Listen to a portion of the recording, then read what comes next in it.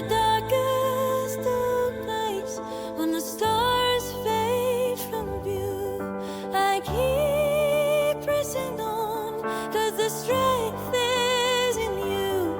You're a fighter, a champion. The hybrid's ears flicked slightly, and for the first time his gaze dropped. I was there the night Tavik died. She stared at him, unable to speak. The weight of unspoken grief hung heavy in the air, thick and suffocating. He was only 18, the hybrid continued, his voice heavy with sorrow. He was training, learning the ways of the first command when the flame struck. It came without warning, a force of pure, unadulterated destruction. Tavik stood his ground, trying to protect the others, but he never stood a chance. Solara's hands clenched into fists. The image of her brother, vibrant and full of life, flashed before her eyes, a stark contrast to the grim description. "Did anyone try to save him?" she whispered, her voice barely audible. "I tried," the hybrid said, his voice raspy. "I was badly injured by the flame a short time before, but its mission wasn't me, its mission was your brother. By the time I had caught up to it, it was already too late." He paused, the silence stretching between them, filled only with the unspoken pain. "Your brother's body was never found. Only fire and ashes remained."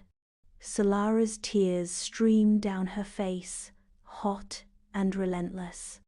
"And my mother," she choked out, her voice thick with emotion. "Your mother, Seraphine," the hybrid said solemnly, "was Filion-born but had the spirit of a warrior. She loved you and your brother fiercely, but she never got the chance to see you grow." A deep ache spread through Solara's chest, a physical manifestation of her grief. "What happened to her?" she asked, her voice barely above a whisper. "The Felian flu," the hybrid said, his voice filled with a profound sadness.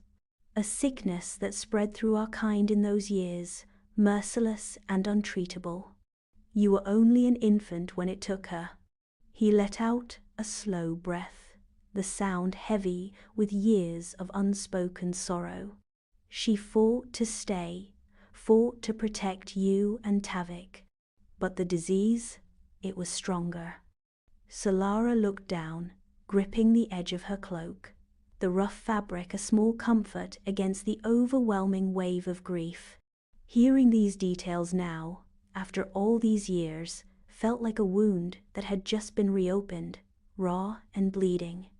The past, once a distant ache, now felt immediate, visceral, a crushing weight on her chest. The hybrid remained silent, offering a silent comfort, his presence a testament to the shared history, the shared loss.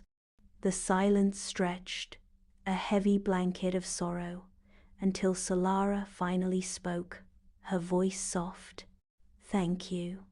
The hybrid nodded, his eyes conveying a depth of understanding that transcended words.